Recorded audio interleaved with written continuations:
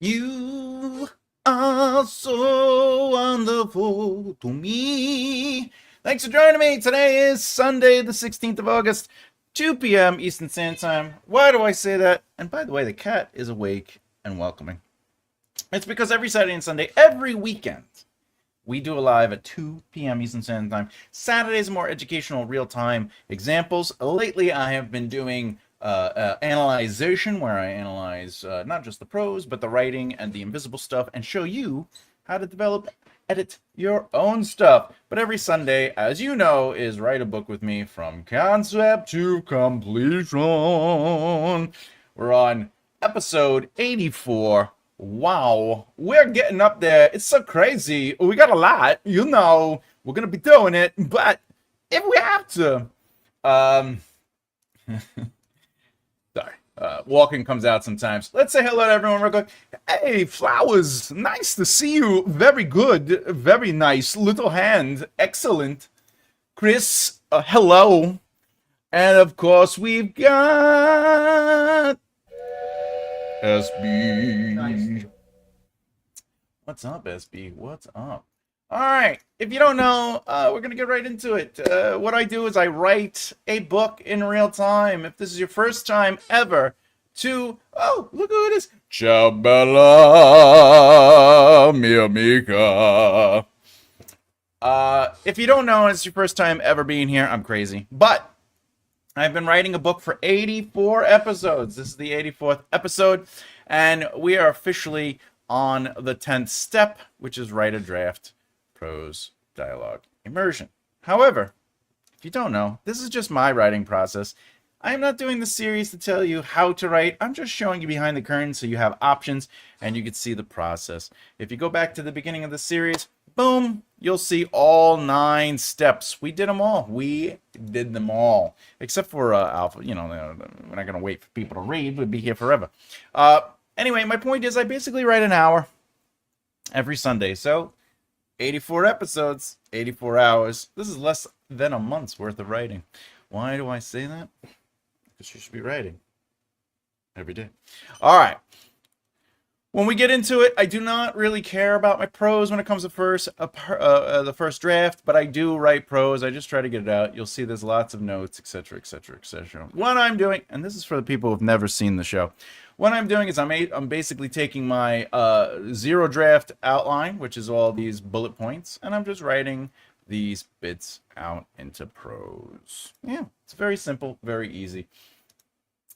Hello, hello, congratulations, I'm on chapter 10. Keep it going, my friend, you're kicking butt. Emma, charmingly crazy. That's right, we are nutters. If you don't know, we do have a poll. We will talk about it at the end of the hour. What's the hardest part about writing for you? We have willing yourself to write. This means just to get down, sit down, open up the computer, and get at it. Then we have getting words from brain to page. This is you actually getting to the computer, and then you're like, what do I write? And then, of course, natural dialogue. You know, it's the most natural dialogue is Christopher Walken. Fun fact about Christopher Walken. He says that when he gets a script, I don't know if he does it anymore because I don't think he's really acting much anymore, but when he gets a script, what he does is he actually removes all of the punctuation, periods, commas, everything, and he just memorizes it, and then he allows the moments to come out as it needs to based on the energy. Hey, put your gun down. No. Why not? I don't want to. Seven. Psychopaths. Consistently writing with a POV. This means that you are doing descriptions. You are doing you are doing the descriptions, the narration, and you are not head hopping without transitions. So consistently writing within a POV. Is that hard for you to do? I don't know. We'll talk about it. Yo, read me lovelies. Hey, what's up? Hey, my triple L, what's up, Mr. M? All right, let's get into it. We're just going to start writing. If you have questions about what I am doing, or your own writing or book, or just writing in general, you know you can interrupt me and ask questions. I do these lives more so you have an opportunity to say hello and ask somebody a question, because I am a developmental editor and a writing teacher, so it's sort of like, hey, Help me out. All right. I'm never doing a job like this.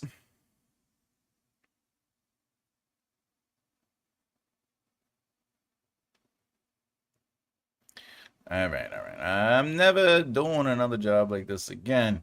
Besides,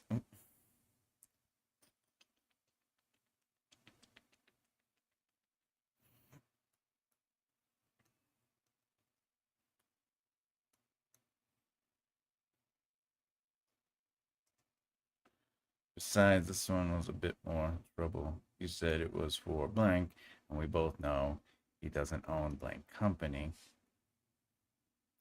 I'll be like, hey, what's welcome, IH Books. Yeah, lurk all you want. Lurk all you want. We're here. We're here for the entertainment. Hey, what's up, Afghani? Always a pleasure to see you, good sir. Good sir. We have 8 votes, 11 people watching. Feel free to vote. Feel free to vote. All right, I think I'm going to get rid of this because we've done it already. Oh. I close natural dialogue, but POV consistency may also be an issue for me. Hey, we could always have more than one issue, but remember, what's the hardest part about writing for you as an author? That's for everybody here. That's for everybody here. All right. Let's get into it. On which episode do you think you'll finish the book? Oh, that's a good question. Let's see.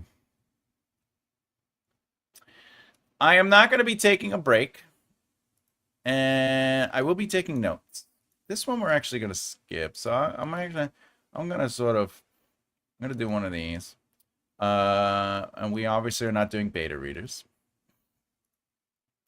We're not going to do well, no, I'll do the big read. This is how we do it. We on 4? That's a good question. Depends how much I write within each session, honestly. Taking notes is probably going to take a couple of sessions. Second draft, that's probably going to be a little long. I think line editing is going to be the shortest of all of them, just because we're not rewriting per se. We're just kind of like examining lines and editing them. The big read, taking notes isn't really that big of a deal, I guess. But I don't know. We did 84 already, and we're on 9. Let's say maybe 200. Maybe 200 sessions. Let's see what happens. Format the manuscript. I'll probably do that in real time too. And finalize artwork. We'll see what happens with that. All right. Let's get in. Okay, where are we? Laura actually has a translator in here. We've been doing that, having the excuse that she needs to speak with the ship. I want to go deeper into the computer's personality, design, and maybe the history of the ship. I'm actually going to take this note and put it down at the bottom. Whee!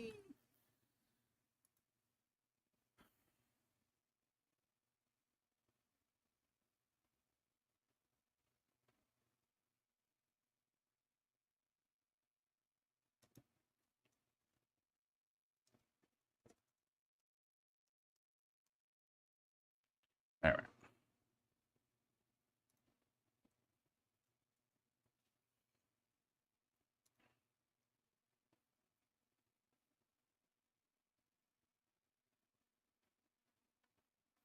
Anyway, these are just notes from me for when I go back and I actually do my read through and take notes. So you'll see, I'm always doing what I can. Note to self. This is a little different. Note to self is a little different. All right, let's see. Laura, okay. Have the computer speaking with Laura in her ear through the translator. We kind of already have that. I need more of this. in the second draft. All right. So this is going to be a note that I'm going to give to myself down below. Keeps bringing up. Yeah, because I just did all this. They're speaking in their gang language, whatever. All right. So I basically did that piece, but I definitely want to add more to that. And we're going to do that in the second draft. So all of this that I just cut and paste is them basically doing this little bit. Hey, I'm never doing a job like that again, right? Can she understand us? Oren said, glancing over. So this whole beat is them discussing the thing. But in the second draft, what I'm going to do is I'm going to ultimately break up their dialogue, and I'm going to have her fussing with her earpiece, and we're going to add a little bit more interactiveness. Because right now, I think I'm only at, what is this, 600, maybe 550, 500. Oh, I was off. 486. So, you know, I still have some playroom, but we'll definitely know more once I get past. Because now we're going to go over the Mancer comes over. What do I got? I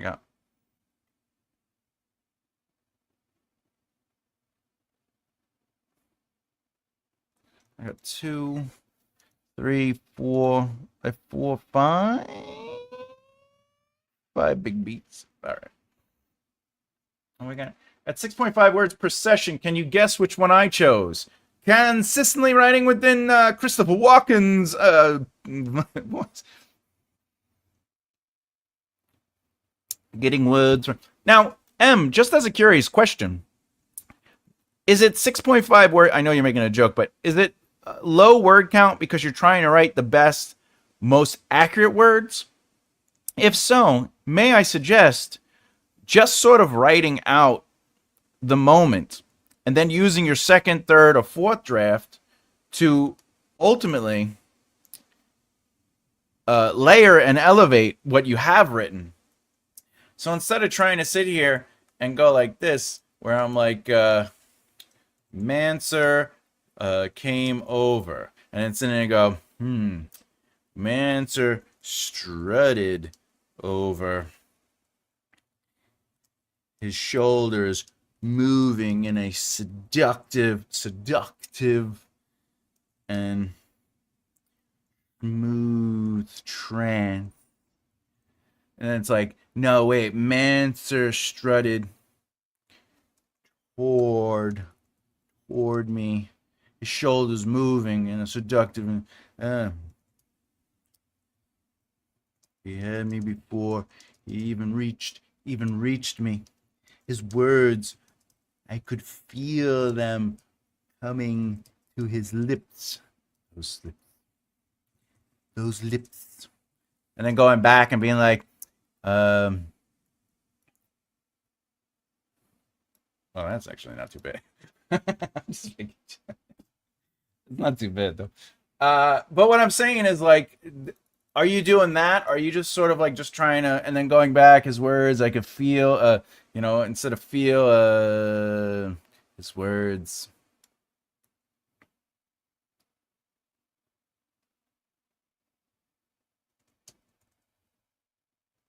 Whatever. Those lips, whatever. You know, like, are you doing that? If you're doing that, I would recommend, and I obviously got to take that away because that's not how she's seeing it, but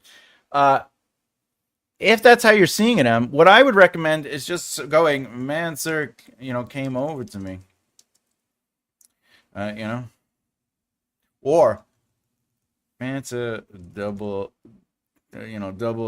took a double take at me and headed on over. Now, this is the thing. For a first draft, this is fine. There's nothing wrong with this. For a second draft, I would start adding something. I would add the way it maybe appears to her, just like I sort of did where I was like, you know, maybe he strutted over. But I wouldn't say strut, but I would start adding more internal stuff maybe. I would start adding more of Laura's perspective. And I wouldn't really focus so much on making this just look like a great, perfect sentence. That might speed up your writing sessions. Not that you have to, not, by the way, for everyone out there, it is not a race. You're not trying to get your book done faster than everybody else out there. Sometimes a book takes, again, my nonfiction stuff, I fly through. The Death of a King, I got through that first draft really fast. I had a little bit more time on the second, and the third, I was pretty consistent, right? So, as far as the second book, I was able to fly through that extended outline. Like everything was just coming to me. It was just making sense. I did have to make adjustments, right? But the third book, when I was working on the extended outline, I wrote amazing first act, and I was like, I love this first act. Then I got to the second act, and I'm like, what is going on? And I got stuck. My point is, some things are going to be a little easier to write, and some things are going to take a little longer. Your job is not to write as fast as you can. Your job is to focus on getting the ideas out, however you can do that, in the most cohesive way.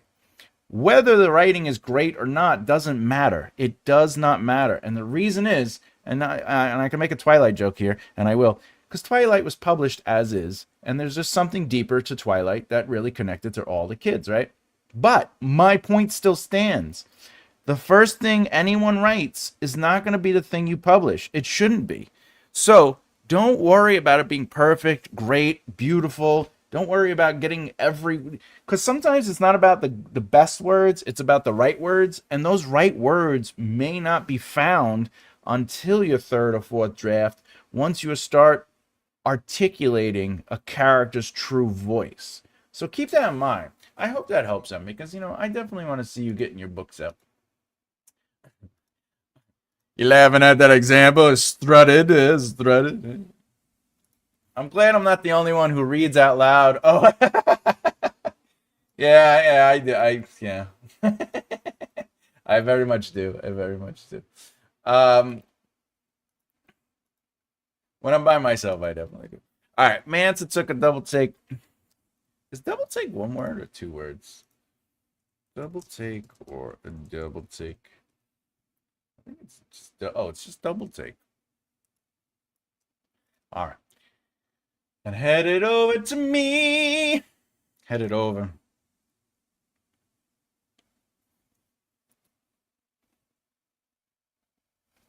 All right.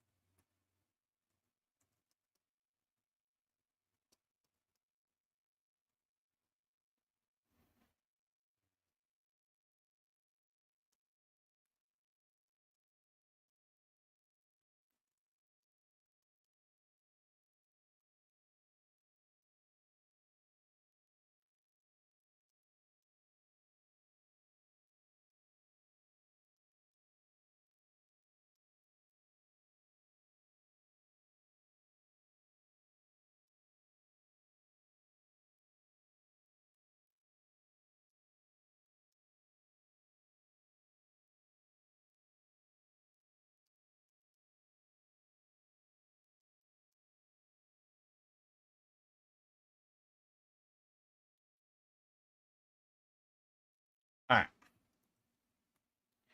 Aaron Jones, welcome to the show. Yeah. Yeah, Thomas, I kind of took a leaf out of Dean Koontz' book and rewrite till it's near perfect. I think it's a mix of perfectionism and fear of effing it up further down the road, so I never get to see the end of the road. I'll be honest with you, it's perfection is not up to you. You are not the decider of perfection. I've said this yesterday and I say it all the time. It's your readers. I know I make the Twilight joke, but at the end of the day, people ended up liking Twilight. Whether we appreciate the writing or think it's good writing or not, her audience connected to it. So I do try not edit as I go along. My fingers have their own ideas. I feel you do. I feel you do. I don't know if it's the hardest, but among the hardest for me is staying on one idea. And that's something. That's something. I would probably put that onto getting words from brain to page, but I get it. I get it. Where are we? Oh, all right. Here's me.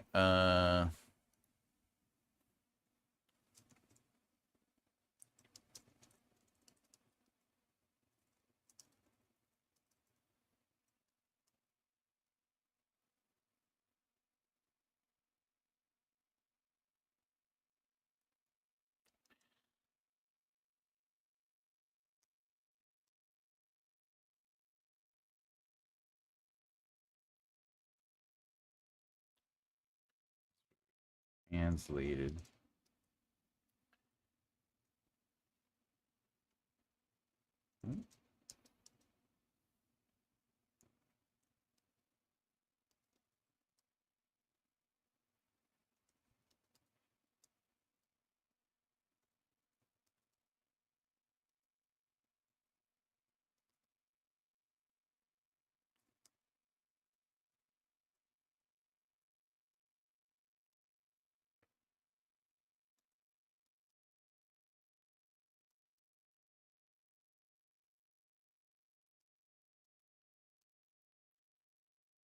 All right.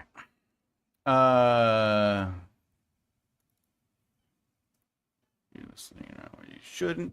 Uh-oh, it's raining. It's raining. All right. So a couple things again. This is the first. Oh, what do we get?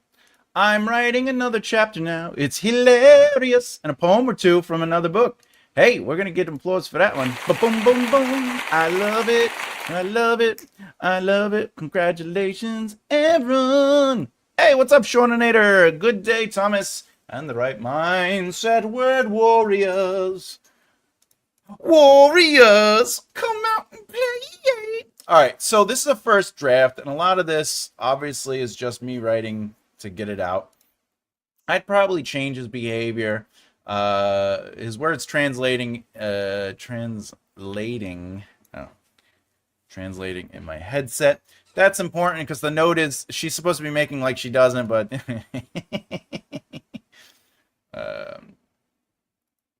okay. Keyboard warriors. All right. What I looked up. This is something I would change in a second draft. This is something I would change in a second draft. Trying to keep my attention on my tablet as I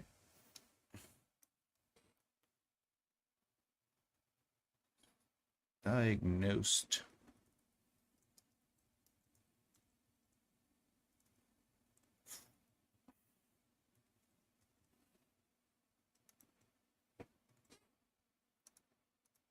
Oh, no, I had no idea. All right.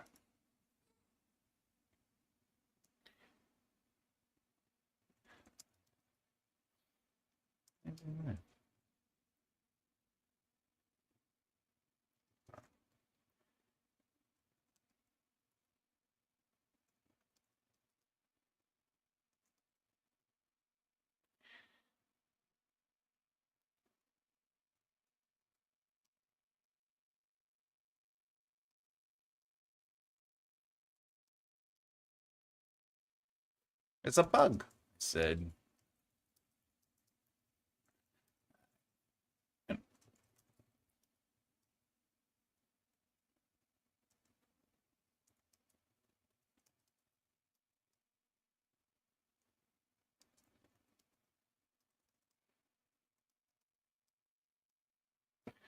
All right.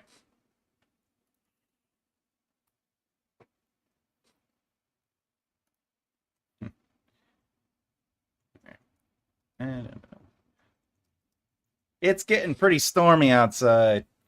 Afghani. All right. Then I could just basically write. What is this?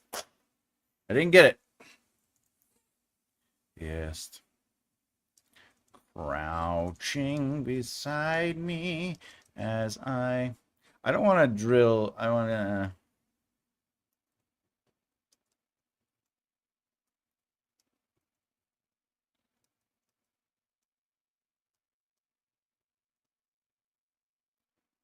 Um.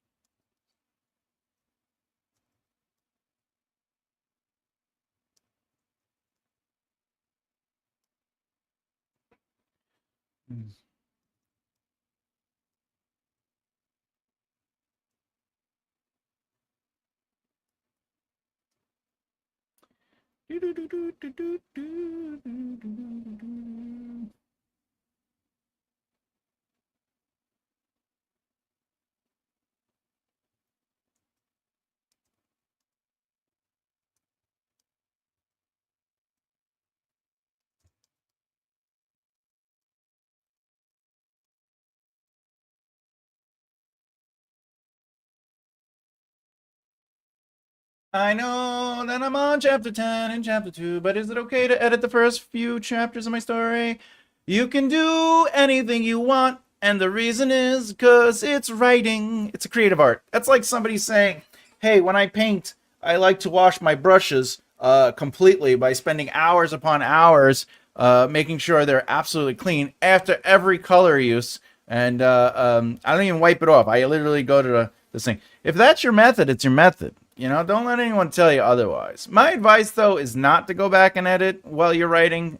I believe you should go all the way to the end and finish your draft just so you have an idea or at least understand not only the plot but the characters within said plot so you can enhance the story of the narrative. But if you want to, do whatever you gotta do. Do whatever you gotta do. We're a half hour in. Where are we at? Mansa. Never doing it. I think I got. All right. Doesn't matter. I avoided his eyes. There is G3 died. And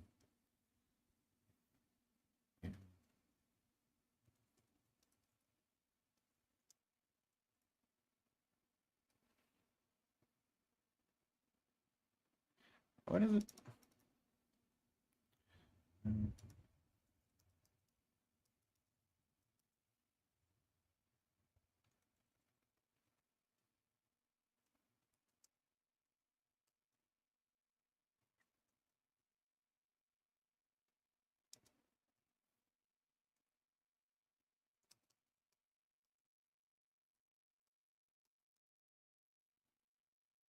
All right. I'm going to go over something in a second, but I forgot to send you my attempt at a couple paragraph highlights.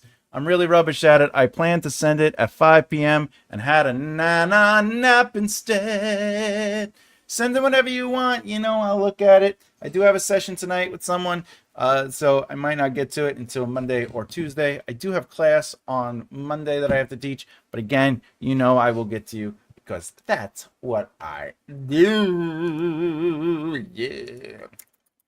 All right, I'm gonna explain something in a second. I just want to get all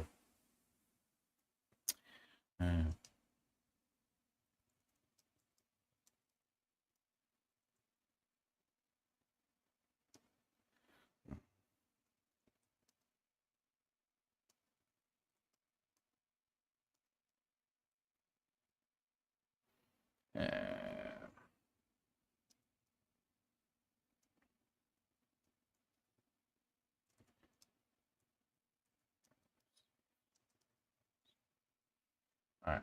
That's a fine. It's really short as I'm struggling. My friend, we all struggle. And you got to remember, even I do. I know it looks like, I promise you.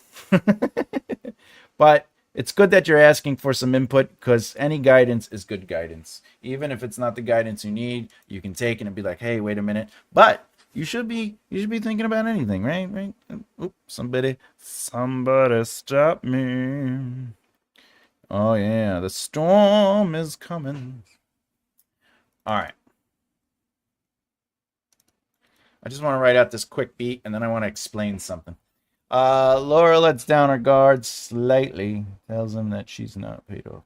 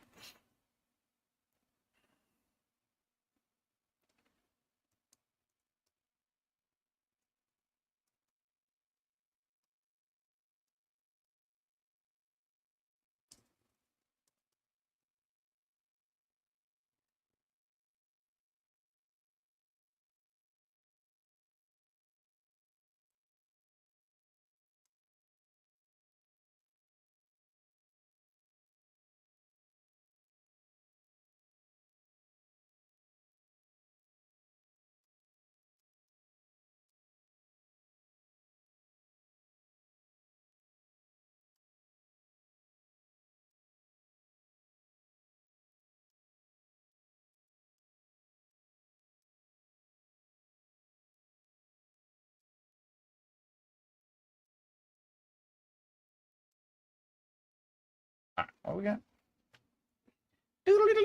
Okay, I didn't remove my hand from from his from under his.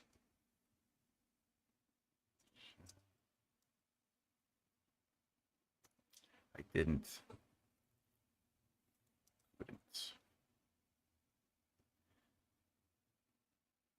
All right, trying to.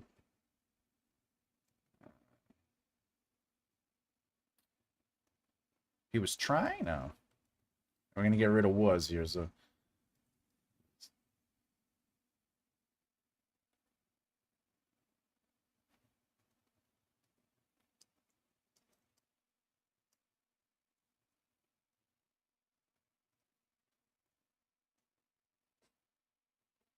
Speaking of being hard, staying on a, I put my sci-fi book aside and started working on a short. I love it.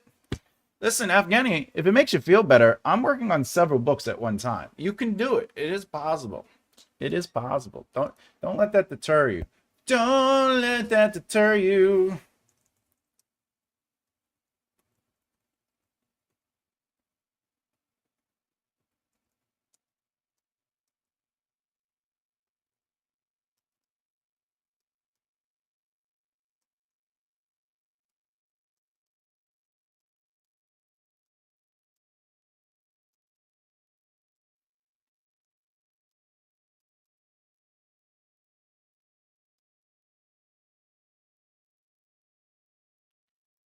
Oh, what we got here? Hey, Zach, what's up? Is an ensemble cast like the Avengers better or more interesting than a single protagonist? My honest opinion on that is, uh, you can make a cup of tea interesting. Do you know what I'm saying? A cuppa. You can make a cuppa very interesting. I do not believe it is the amount of protagonists or the cast, the expansion of the cast. I'll give you a quick example. Let's say you have 5 characters, but only one of them is really doing something. But it's an ensemble cast. But only one of them you're putting a lot of time in. However, the one that's driving the narrative, it doesn't necessarily have a lot of character development. And then the other characters themselves are sort of eye candy to expand the cast. That might not be very interesting. However, the same could be said for a single protagonist. If the protagonist lacks agency, urgency, if they don't really have positions, they're not going to be that interesting. It really comes down to what are you giving these characters as starting points within their internal truths, their positions, their motivations, the things that matter to them. Then how are they in situations that challenge those morals or positions? And that becomes the interesting part. So is an ensemble cast like the Avengers better or more interesting than a single protagonist?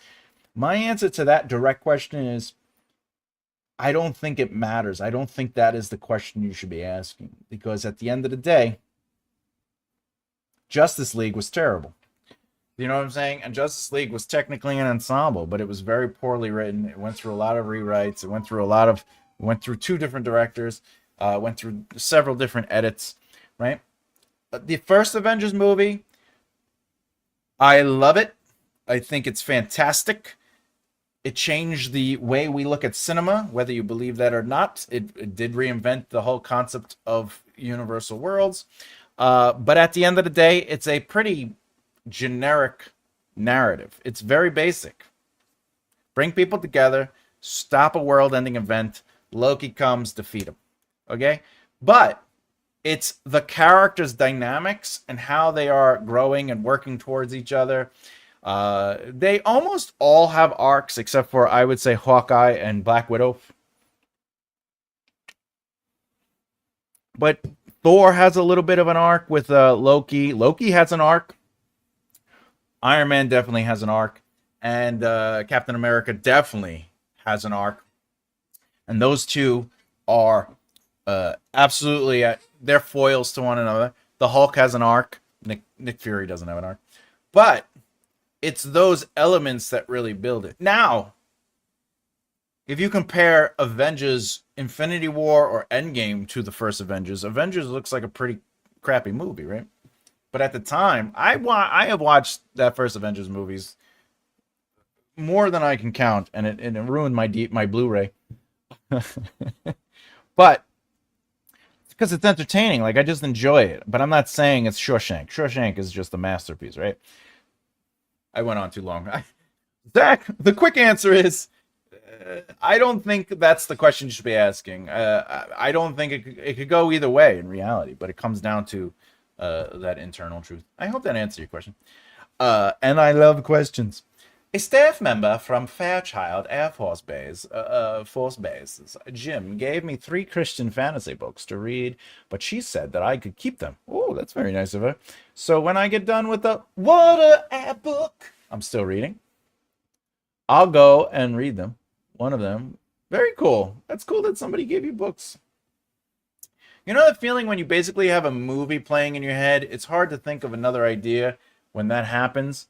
Avengers was built over years. Avengers was built over years. And yes, good sir, I do know what you're talking about. Absolutely, yeah. Absolutely. You are welcome, Zach. I do love the questions. That was, by the way, that was a very good question. That was a very good question. All right, let me just get this last beat, and then I wanna kind of talk about something, about what I'm doing. I didn't remove my hand from his. I didn't. I couldn't. I tried. Oh wait. I couldn't.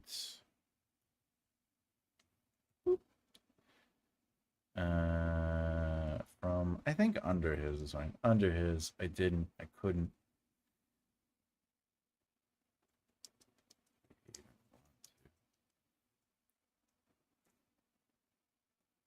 A try and true attempt. In the water horn. I just saw the letter that I. Hey, all good, my friend, all good. He promised. He promised. I'm trying to make this all in past tense. A try and true.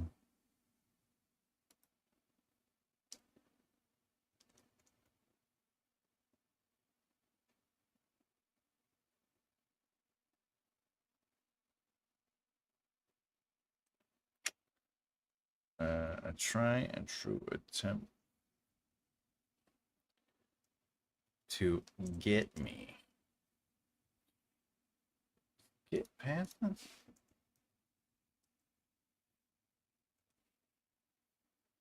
Oh. Try and true. Ooh, is that an M dash? Yeah. It is. It is an M dash. You know what that means, though? You know what an M dash means? It means, oh my god, it's AI. Bloop, bloop, bloop. Oh, AI. M dash AI. Okay. All right. I did. I didn't remove my hand. I didn't. I did not remove my hand.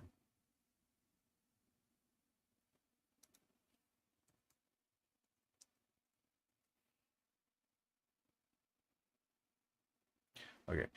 I didn't remove my hand from under his. I didn't. I couldn't. Did I want to? Did I even want to?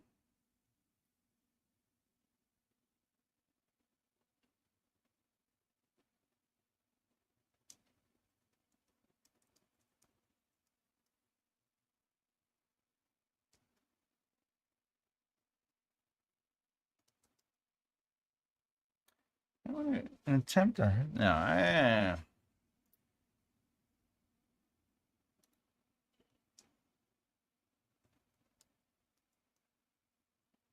Hmm.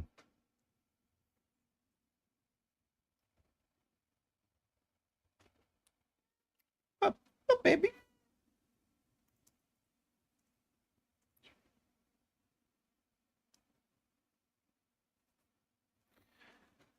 All right, I'm just gonna leave it for now. An attempt on his part. Wait, let me just bring it back to what it was. It's something I'll deal with when I do a rewrite. An attempt on his part This is the thing though is that it is technically first person, but because it's narrative and it's thinking, it has to be past tense. So, because I think attempt has to be attempted. Attempt past tense, right? Yeah, it has an attempted. Ooh. This part.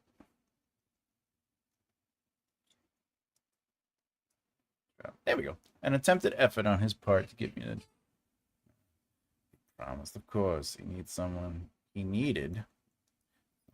Okay. All right. There we go. What do we got here? So is an M dash a significant signify when someone is cut off, and the three dots are when someone trails off? I've always wondered. The simple thing, M dashes have several functions, but to answer your question directly, an M dash technically stops the train of thought or speech. So yes, it will cut something off, but it is technically stopping the train of thought, whether it's being spoken or literally thought. So is he really going to do that? Why would he do that? All right. So the train of thought is he really going to do that? And then it's just literally in the same breath or thought. Now, if it's, are you really going to do, right, like talk, listening. Ooh. All right. This is just cutting someone off like you're saying. As far as the dots go, the ellipses, are you really going to what? Kill you? So this would read, are you really going to what? Kill you? All right. So the ellipsis doesn't necessarily always mean that it's a trail off. It's not like, are you really going? No, it's just that it's a whole. It's just the emphasis is based on how you utilize it within the structure of the sentence. So in this situation, are you really going to, actually, technically, if we were acting, it's, are you really going to what? Kill you? You're supposed to, in acting, if the M dash is attached to a word, that you're supposed to cut off that word. Anyway, I hope that helps. But just to be clear, an M dash is also it's a grammatically proficient comma that allows an aside to be attached to an idea. So this is, I couldn't. Did I even want to? Is technically a train of thought switch, right? But this is more of an aside. So I couldn't. Did I even want to? Is an aside. So I could do it like this. I couldn't. Did I even want to? Right? But this M dash makes it so the comma isn't technically grammatically incorrect. Is a plot twist better if you leave clues that make the audience say, "Oh"? Do you have any tips? Yes, a plot twist will absolutely benefit from foreshadowing and or the ability to rewatch or reread something and have us connected. As for The Sixth Sense, rewatch that movie, you will see that they do not necessarily seed properly. What they do is they misdirect you, which is different. When he's trying to open up his office door, the reason he can't is because there's a desk in front of it. But when he's trying to do it, there's no desk. He has no blood on him. He's not noticing the blood. He's just, there's a lot of moments where if you look at it, it's just the way it originally is shown on the screen is different than the flashback. So I wouldn't say The Sixth Sense is a good example of that. However, The Usual Suspects, that's a whole other story. Do you have any tips on how to make clues so they are obvious? Yeah, the best tip that I ever got when it came to, let's say, crime, right? Or in any case, a plot twist is, what is the truth that is going to be revealed through that plot twist? And make sure that you solidify that. Once you have that solidified, now you could break it down and then seed it in the chapters preceding that moment. That is the best and easiest way to create a strong plot twist. Now, for anyone listening who knows about the 27 plot points, what Zach is asking about is not the same as a narrative plot twist. There is a narrative plot twist or pinch. A narrative plot twist will basically rearrange or angle the perceived information that the reader and the character knew and kind of switch it or change it around, whereas a pinch will reinforce the antagonistic force.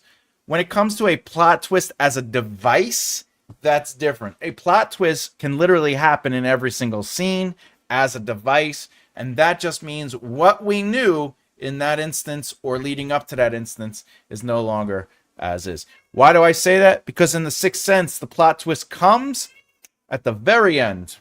What, baby? Come here. Come here, baby. She wasn't. The Sixth Sense plot twist comes after the narrative plot twist or pinch is necessary, and therefore is just a plot twist device. Very different. But again, Zach, real quick, just figure out exactly what it is you want the plot twist to be. Get as much detail to that as possible, and then take that and seed it. Go back and slowly reveal it over time. I'm so glad that helped you. I love M dashes and I love ellipses. I use them all the time. It helps with stutter and scattering. Like, what do you mean? What? We can't do this. Or if somebody's fainting. Sixth Sense left a trauma on me as a kid. Did it? I was watching Sixth Sense and I'm like, is this guy dead? I just want to put that out there. I put a red herring in my story to disguise the plot twist, or to just dissect. My dyslexia is being weird. Oh yeah, okay. Disguise. Yeah, you could do that. Red herrings are great. Red herrings are basically foreshadowing to mislead. So excellent. Hey, what's up, Angel Faye? Always a pleasure. Zach, I'm really glad that helped. You know, I love the questions. I do love the questions. I kept thinking there's dead people around me. Oh, yeah. Holy crap. I mean, prove there's not. Prove there's not. Herring or herring? It should be red herring, like H-E-R-R, right? Red herring. Yeah, it's H-E-R-R-I-N-G. No, it might be my... I assure you, I also have dyslexia. Like, I'm always being watched. I mean... Tell me you're not. I love the movies that have a big plot twist at the end. A Beautiful Mind is another one. Yeah, that's another example of a plot twist device, but not a narrative plot twist. So it's always important to know the difference because one is narratively important. All right, let's just get this, Laura. Let's go to, she's not paid off the...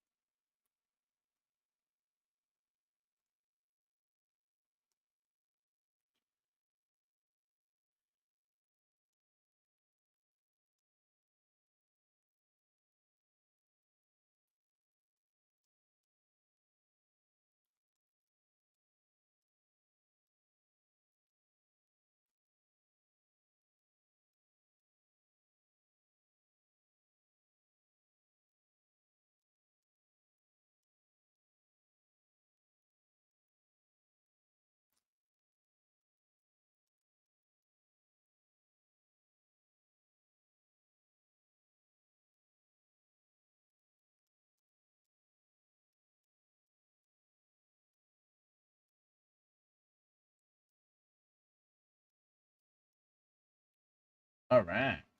I spinned my wheel of names with my projects and got another project, which I started last year. Today I use Abby Emmons. Is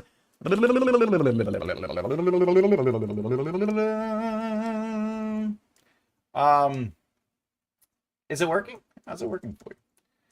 And the who, what, why method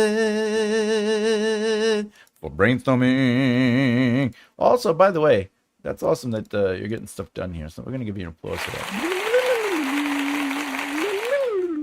Shatter Island is a nice play. Yeah, it was all right. That would be an example of another plot twist device, but not a narrative plot twist. Also, I saw that coming. All right. Yeah, the why, the who, the what. Bum, bum, bum, bum, bum. Isn't that what I said? The why, the who, the what. All right. All right. So I got that beat out. Let's talk about this for a second. As a first draft, this is what's happening with this scene. There's a lot of heads floating, and I really don't have a lot of the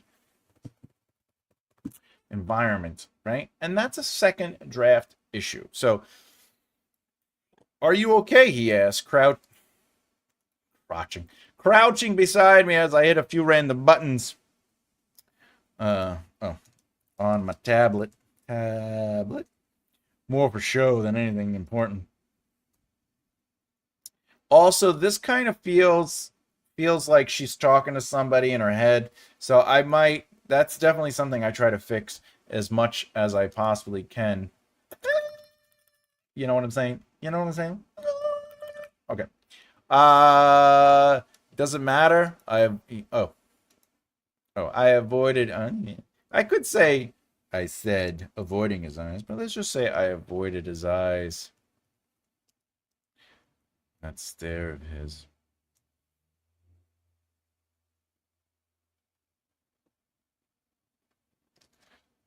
Stuck to me. G3 died, and you never, and neither of you. I actually, and neither of you even cared.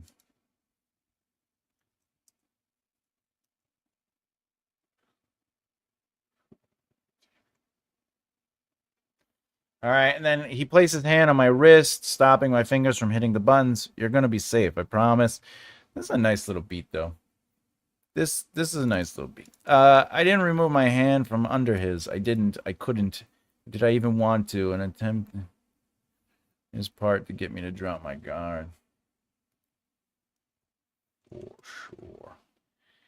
He promised, of course. He needed someone to fly the ship. All right. I know you've been kind. You've been kind, but this ship, it's not been paid off yet. And here you and your friend. So this is there's some good behavior moments. I really like this little thing.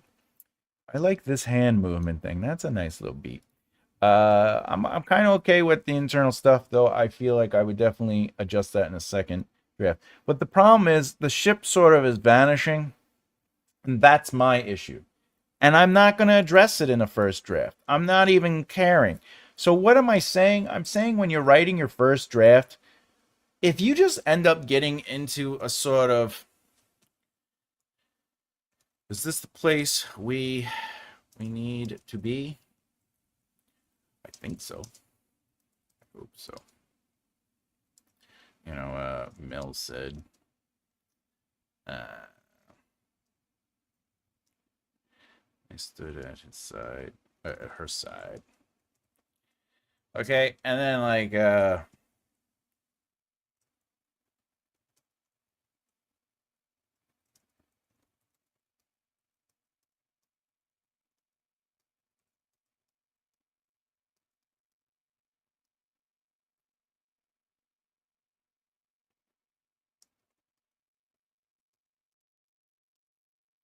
right, and then maybe sorry.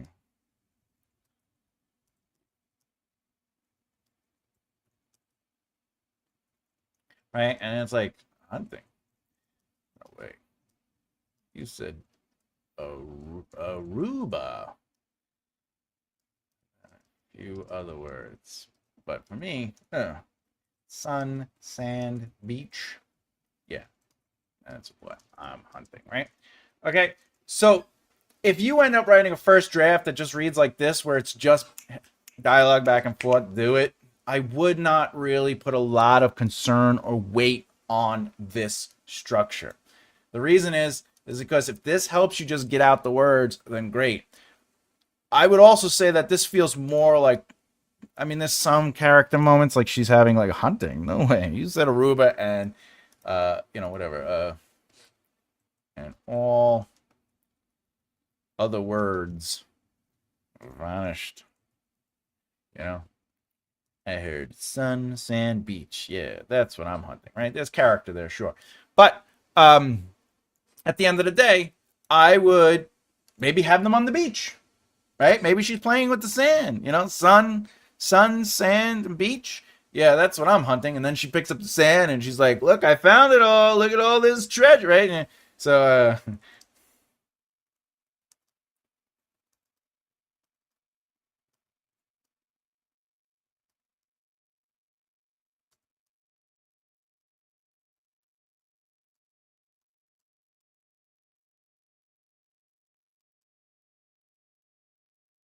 you know what I'm saying? Now I'm starting to build the scene. I'm starting to build the environment. And that would be a second draft concern. I'm not really concerned about that kind of stuff when I'm writing a first draft. So that's something to think about. Can you explain again the difference between the two types of twists? Well, there's only... Oh, okay, all right.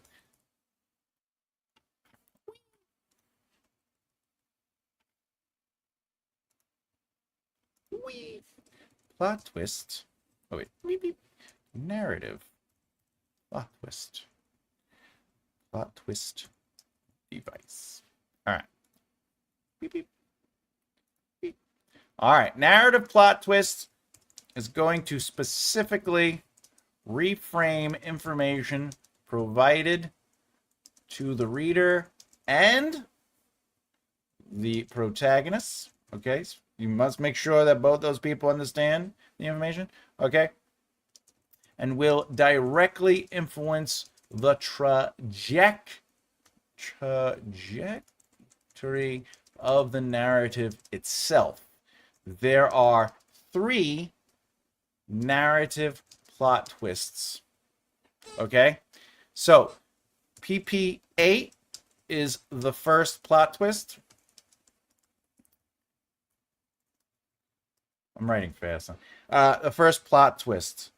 Its job is specifically to remove the ability to return to the ordinary world of Act 1 and lead to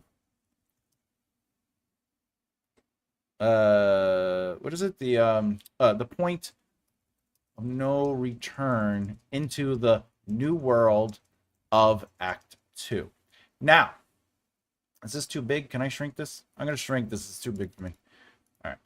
Okay. So that's your first plot twist, your narrative plot twist. The second one is PP 20, right? Because it's 19 and then 20. 19, then 20, and then 21, because you have the darkest moment. So this is the second, okay? And this plot twist, or pinch, by the way, this plot twist will do what? It will present an unexpected event or information that does what? Makes everything worse. Why? Because in plot point 19, or the beginning of Act 3, the character is in a sense of hope and dedication. They believe they have found a solution to the problem created by the midpoint conflict, and they're going into Act 3 with that dedication, like, I'm going to do it. Plot point 20 is the first moment where they're like, whoops, maybe I got it wrong, but I'm still going to try. And that brings us to plot point 21, which is the third and last narrative plot twist. And this is the darkest moment. This brings them to a moment of despair. All hope is lost because what they believed was the solution, whether it was the solution or not, to solving the problem created by the midpoint conflict, the darkest moment is going to take away the wind, the air out of their lungs, and the the illusion of potential. It's going to take that away. And it's going to say, you can't do it. You're done. Because in plot point 22, they have to find hope within. And they're like, wait a minute. Maybe I was just looking at it the wrong way, or whatever. Okay? So these are narrative plot points that directly influence the movement of the narrative plot itself. A plot twist as a device, that's a little bit different. Okay? So a plot twist when it comes to being a part of a device, all right, is going to mostly, if not already, okay, is what you think it is. It's an unexpected event, or change, I should say, in the direction or outcome. That, by the way, that forces the audience, or in this case, reader, okay, to evaluate everything before. This plot device this plot device doesn't necessarily have to directly influence the protagonist. This could just be that the reader, in this case, is going, oh, okay? It's changing what we knew. An example would be, the villain is a hero. That's a plot twist. All right, the protagonist might not necessarily know that's coming, and or let's say vice versa. The hero is the villain. Okay, and in this case, that's not a plot twist for the protagonist. It's not like the protagonist is like, I was always the villain. No, the protagonist already knew they were the villain. They already knew what their goals were and their motivations. They knew they were using everybody to make their mission happen, right? But a plot twist device, by the way, the character can be in on the plot twist device. The only difference between, or I shouldn't say the only, the biggest difference between a plot twist device and the narrative plot twist is that this plot twist device does not change the direction of the narrative itself. It is simply the culmination of all foreshadowing and seeding, and that is a reveal, and not necessarily going to change the direction of the narrative. For example, in what's that movie? Signs.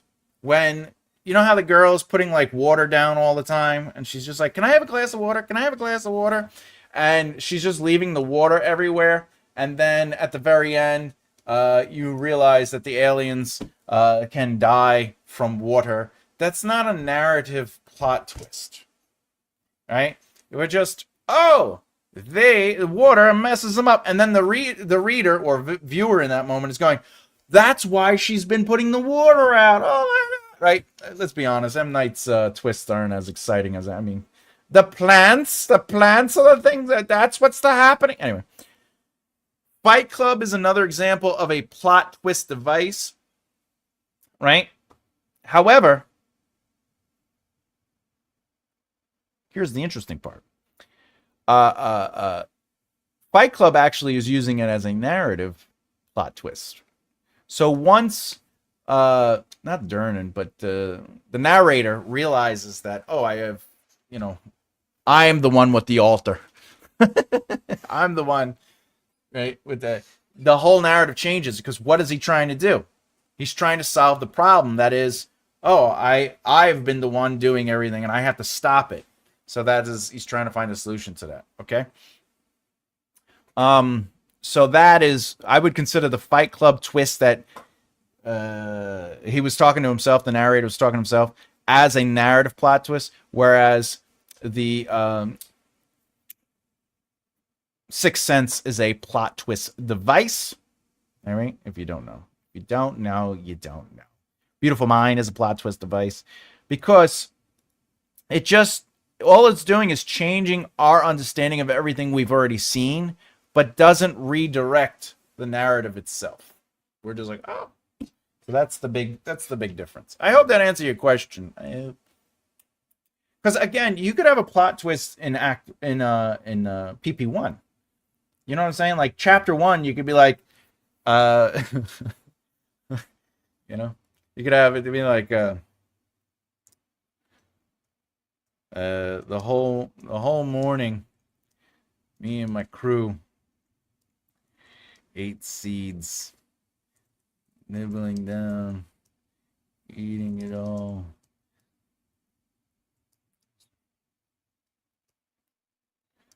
To curb our hunger.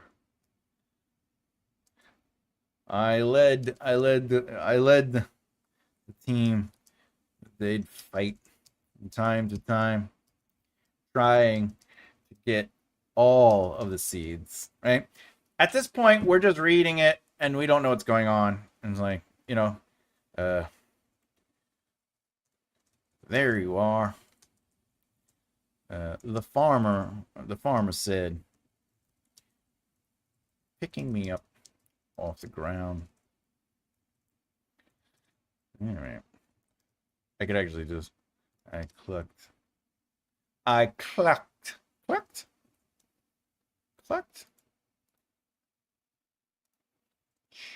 chicken cluck. Yeah, clucking. I clucked all I could to no avail. He just lifted me up and carried me back to the pen. All right. So that's technically a twist. That right there. He's a hamster. No, he's a chicken. All right. But that is a plot device. That's the plot twist device. This does not change the narrative itself. This is still establishing the ordinary world. Okay? So that's an example of, I hope that actually helps. What is an example of a narrative twist? Is it when all is lost and character reveals that all is not lost because I meant for this to happen? If the second part is like The Boys, where like Sable comes out at the end, she's like, everything worked out exactly how I knew it would, but like we didn't see her doing anything.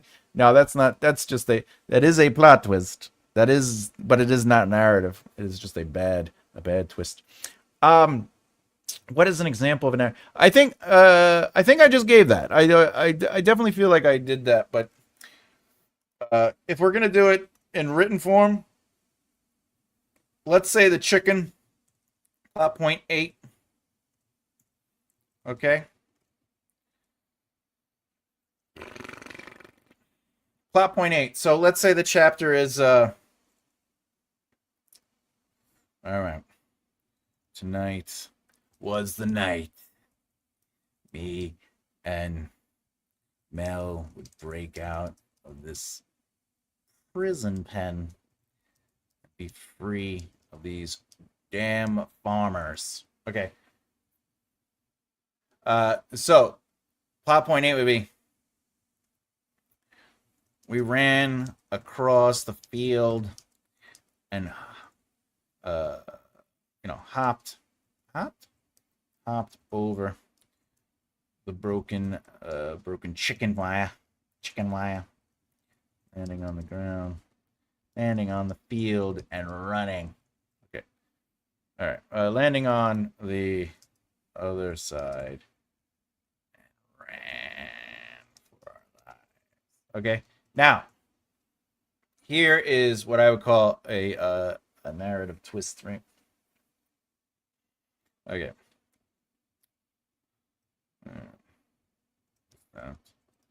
Wolves approached. Their howls, ranking in the distance. Okay.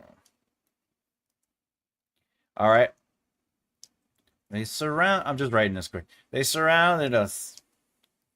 All 7 of them. Just me and Mel against our fate.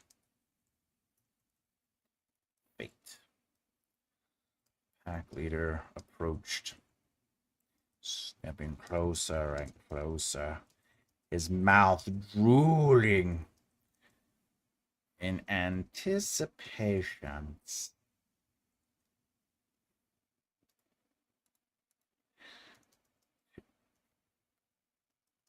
Pray to sully his craving hunger.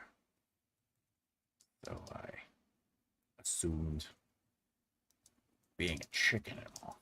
Chicken. Anyway, so the twist is, what are you, chicken? Let me out here.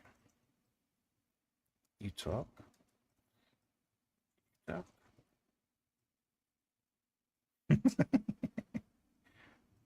Yeah. We're chickens. Do you know why the chicken crossed the road? No. Why? To help my people. We've been looking for a chicken to replace our leader. All right. So, oh wait, so that is a narrative twist because they thought they were going to be eaten, and they're like, "No, we need you to be a leader." And they're like, "What?" And now PP9 would be the chickens following the wolves back to their, I don't know, cave, right? And then PP10, which is the new world of Act 2, would be the chicken going through the process of meeting all the wolves and learning more about their role as the leader, right? And that would be a narrative plot twist because we're expecting the chicken to get eaten. There's a little joke here, but then like, we need a chicken to replace our leader. It's always been a chicken. Okay? And that's an example of a narrative plot twist because it's changing our understanding. They were trying to escape from the farm. They get out. They're almost going to die. And it's like, no. And the new world is literally going to be a new existence. They're going to be leading wolves and da-da-da-da-da. I hope that helped. Anyway, where was I real quick? Forgot. But anyway, how many words we do today? Let's see.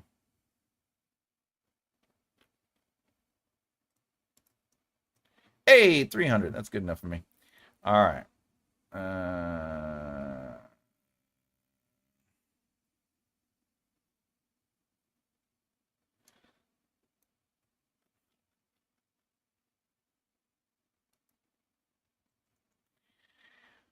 All right. There we go. We did good today. We did good today. Hey, everyone. What's up?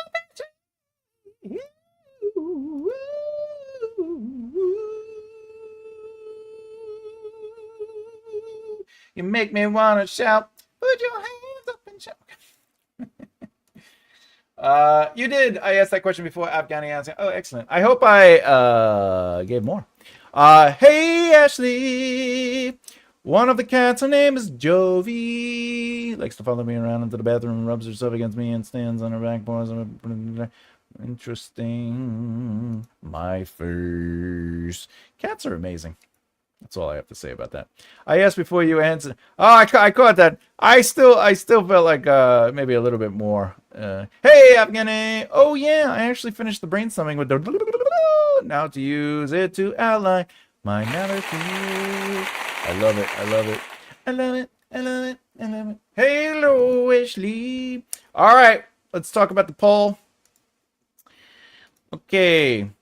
What's the hardest part about writing? We have 17 votes. If you haven't voted already, feel free to continue to vote. Willing yourself to write just means getting down at the table and finding time. Getting words from brain to page means you got to the table, but you just can't get the words out. Natural dialogue, tell me about it. Okay, and then of course, consistently writing within a POV, which means that all the descriptions, the thoughts, everything is experienced through the character's POV. Before we get into that, I do have to sort of pay the bills. Let's do it. If you're new here and haven't been here before, remember that How to Write a Narrative does exist. There are 16 lessons to this course. The first 3 are free. If you are on the YouTube membership, pay for Patreon or Substack, you can watch all 16 episodes. I teach you basically how to write a narrative. I am going to basically wait until September to start the next course, which will be more on actually writing prose, how to approach the writing process when it comes to your prose, the different voices within prose, things like that, and the different styles of prose. But more importantly, how to ultimately write, like how to figure out the word choices and stuff like that. So that will be the next course. So if you would like to watch that, I'm gonna make the first one or the first 3 available for free again. But then the rest of them will be behind the YouTube membership and or Patreon or Substack. And again, I do that because I gotta to keep doing this as I am doing it. I gotta pay my bills somehow. And the support has been amazing on Patreon. It's fantastic. I'm so grateful for everybody. There's so many people on Patreon, and I just hope to continue to give you quality information and energy. Also, if you didn't know, I do have books available. I have these books. If you don't know this, 27 plot point outline. The whole first half is all about explaining narrative and narrative movement. The second half is how to outline. So whether you're a pantser or plotter, you can utilize this book.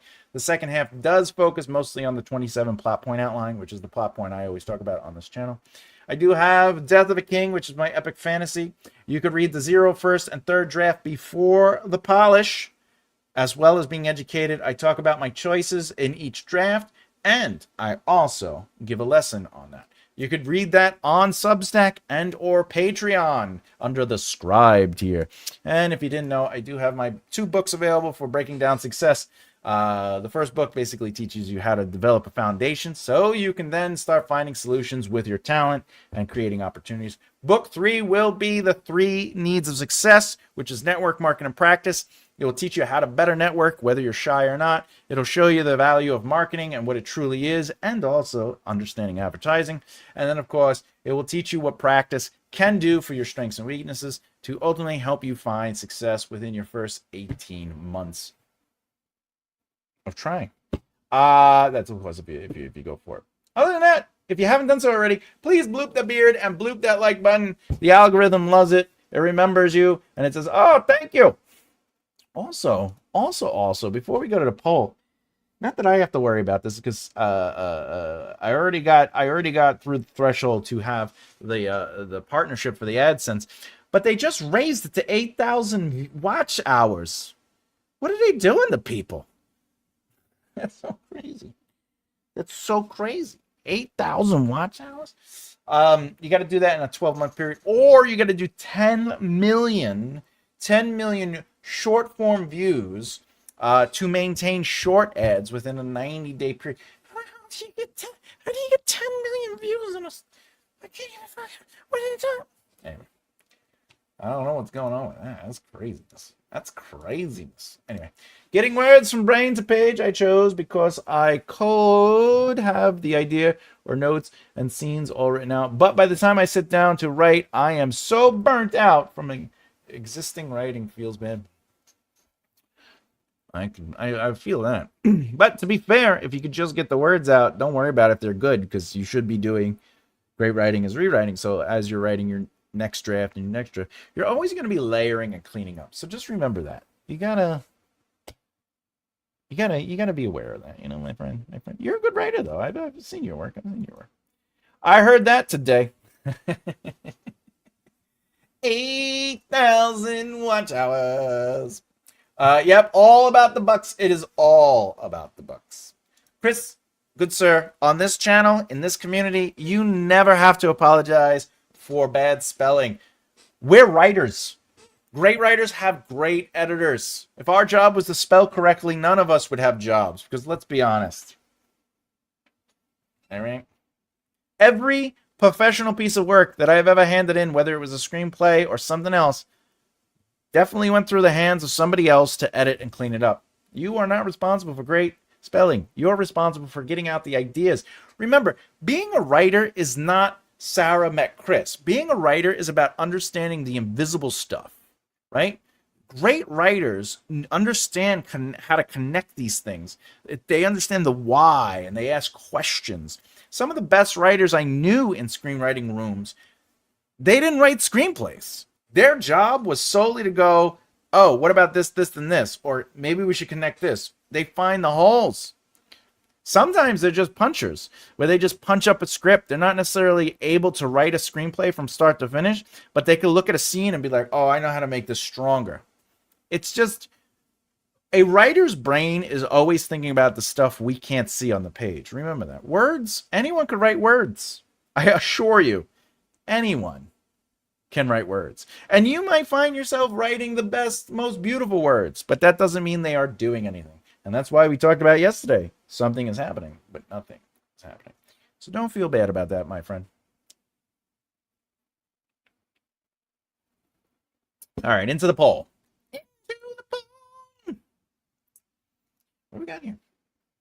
Oh, we got a tie. We got a tie. Look at that. We got more votes. In last place, we have natural dialogue and consistently writing within a POV. You know what's interesting about this? I wouldn't pick one of these, but I would think consistently writing within a POV would be higher, because I see that often. I see that often, especially in newer works. Yeah, I get it. It is difficult though, but natural dialogue definitely for sure. I will say this: willing yourself to write is very hard.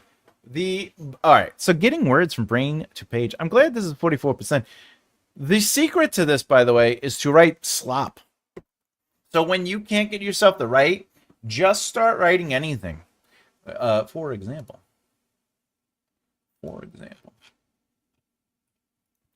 if I'm sitting here and I'm like, well, you know how like the other day you guys are like, how do you just start writing ideas? Like, how do you do examples? Because in my mind, I'm not. Sometimes I could sit here and think of like, oh, let's we're gonna okay. The trees blue in the backyard, shifting in the weight of heavy winds, hurricane. Oh, yeah. All right. Dave slammed the door shut. The back door. Slammed the back door closed, rushing his family down the cellar. Lingering.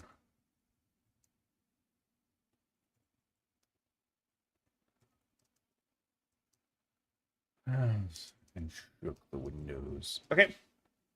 So basically what I'm doing here is I'm just writing something.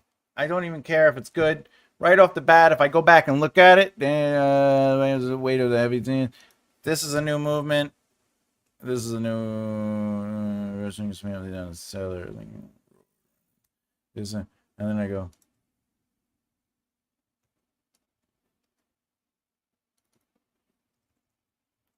You know what I'm saying? Like, you just write, and then all this is what rewriting looks like later. You know, you just get to it. But if I don't know where to go with this, if I'm like, oh, I don't know, there's a linger, right? I would just literally start going. Mike squeaked. Mice squeaked. Squeaked. In the dark corners. Basement. Scurrying.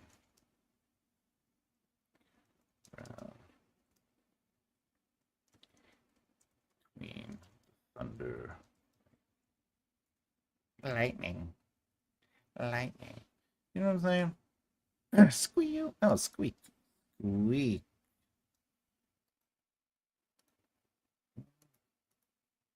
Squeak.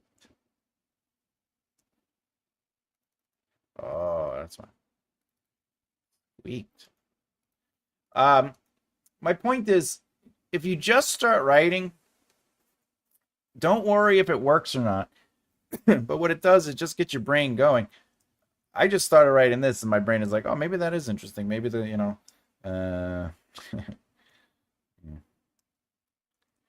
He jumped up. Great.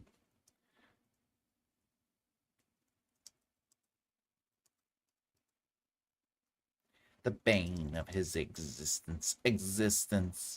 Whatever. And even this, that aside right there feels like telling, so that's something I would change later on. Like that's the whole point about writing is you're not always just trying to make it look nice. You're just your goal really is to just sort of get words on the page and then just work them later. The reason I'm saying that is because when I started writing more professionally, especially in screenwriting, I didn't really have the luxury of like getting words on the page. Like I had to get words on the page. There was no if, and, ors, or buts. You know, like that paycheck came. You know what I'm saying? Like I got paid handing in stuff. If you don't know, books are like that too, right? You get a third of the pay up front.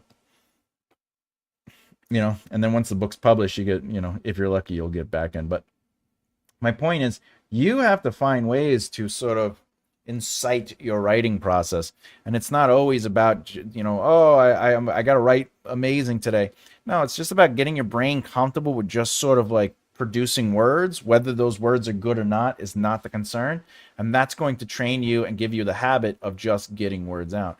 So that's definitely something I had to work at, and it changed everything for me, because without it, I definitely would not have kept working, because they had strict deadlines where they're just like, can I get, I did have one client hire me to write a screenplay, and like every week they were like, you think it's done yet? I'm like, no, you're asking me in a week. No. What are you talking about? Because they were crazy. I had a client ask me about ghostwriting a book once. And they said, could I get it done in 3 months? And I says, is it nonfiction? They said, no. And I says, what is it? And they said it was epic fantasy. And I says, impossible. Because they weren't asking, could I get a first draft done or a zero draft? They were asking, can I get a finished, completed book for epic fantasy in 3 months?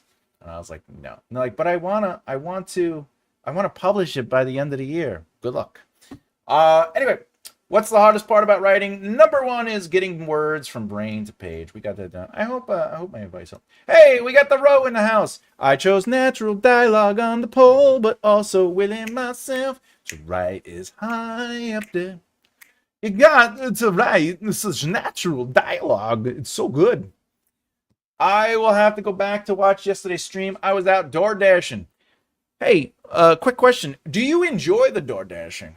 A friend of mine has just asked me that, and I go, I've never door dashed a day in my life, but I know people who have, and he was wondering if it was even worth it.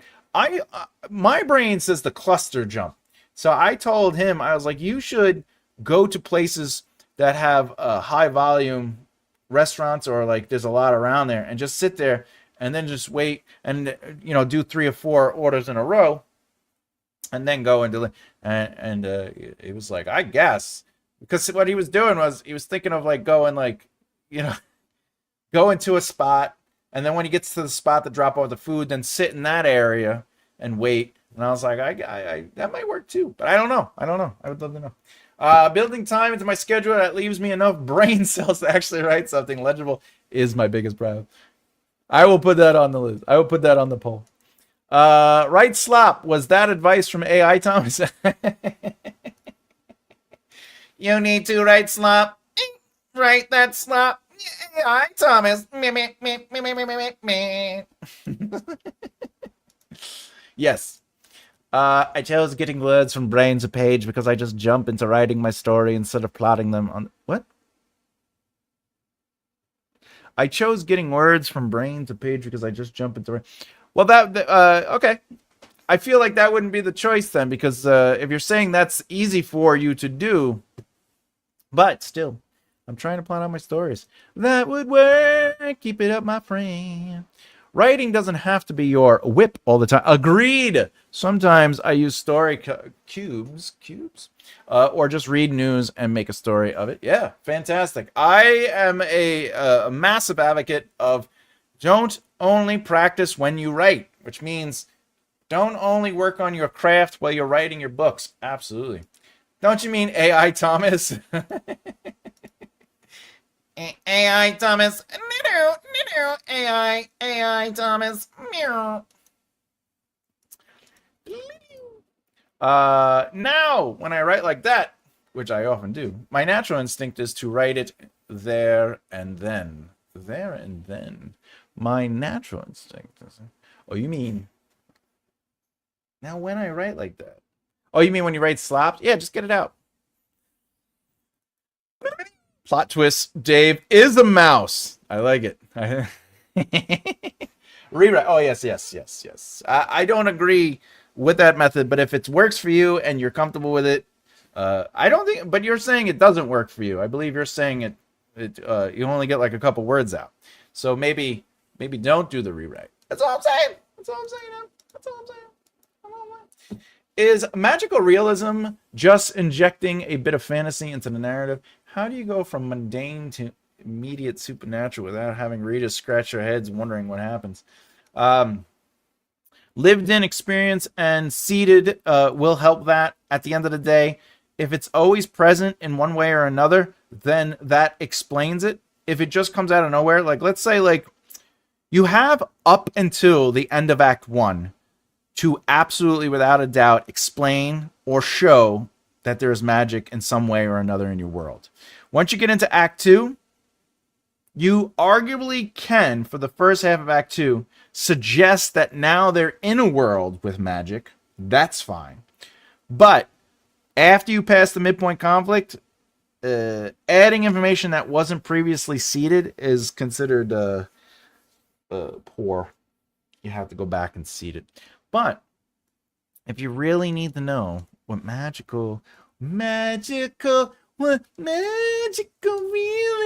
is, I'll say this. It's just, you take a normal everyday life, like somebody's a chef, okay, and maybe they're in the real world, right? The world looks sort of like ours, right? And then, but maybe they're like, and then like the dishes dance, right? Like that would be magical realism. Practical Magic as a movie is magical realism. I believe so. But the story itself usually is normal, like where the story takes place, right? The story takes, and people in that world do not get scared, though some people could, but there's no like, oh my god, there's magic. It's that the world knows that there's magic. Also, usually, but not always, you won't explain the magic and how it works. It just exists. It just exists. But how do you go from mundane to immediate supernatural? If you're trying to go from mundane to immediate supernatural, I would use the plot twist in PP8. I would use the inciting incident in PP2. So basically, the ordinary world is there is no magic, and then PP2, it's just like, whoa, there's magic everywhere. You could use the switch to Act 2 as basically magic is real. So that would be your best bet. But honestly, seeding the potential is always going to be the better move. What others consider slop is my best work oftentimes, and what others tend to think is so great is often slop to me. So whatever. Yeah, what Ro is talking about is called subjective opinions. It's like art. It's like somebody once told me Shawshank Redemption is not a good story or movie. And obviously they're wrong. But yeah. That's why Twilight made a lot of money. Enough subjective opinions liked it. So, but I do believe there is such thing as objectively good / great writing / bad writing. And I believe that whatever we deem through the sources of deduction that something is good, great, or bad, the subjective reality is that some people will find great stuff terrible and bad stuff amazing. It just never knows. Probably I was following Thomas' advice and not editing. Don't edit until the very end. My girls call it Dad Dash. Oh, that's funny. It's just me driving all the errands. That's funny. All the door dashes I've met all look frazzled and pissed off. You have to go closer to a store location to get better results. That's what I was telling them. Don't prefer a DoorDash. Don't prefer a DoorDash. Does that mean, can you do like a DoorDash thing without DoorDash? Is there another way? Like Uber Eats, I'm assuming. But isn't Uber gone? I forget. I haven't. I enjoy it more than Uber or Lyft. Typically pick up food and drop it off in residential area, not there near hotspots. He would have to go back to the high profit areas of hotels and restaurants. Oh, yeah, because the hotels would be like, yo, what's up? Uber. I have a friend who is a lady, and she was like, I'm going to try to make some extra money with Uber and Lyft. I was like, do not do that. You'll die. It's not safe. I wouldn't do that.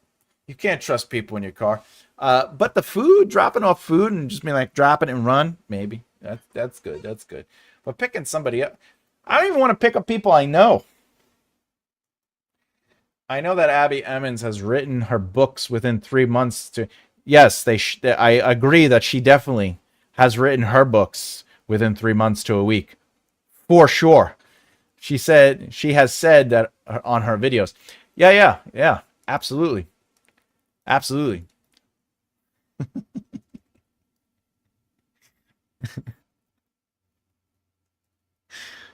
I definitely believe that she has written her books in a week, from start to finish. 3 months to a week, without editing, by the way. She just wrote a zero draft or first draft, and then she released her book on the 7th day. Just like God created the world in 7 days.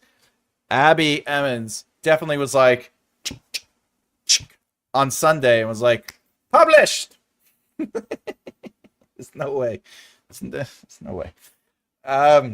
Also, I do believe that she probably did write and publish a book in 3 months. I'm just saying.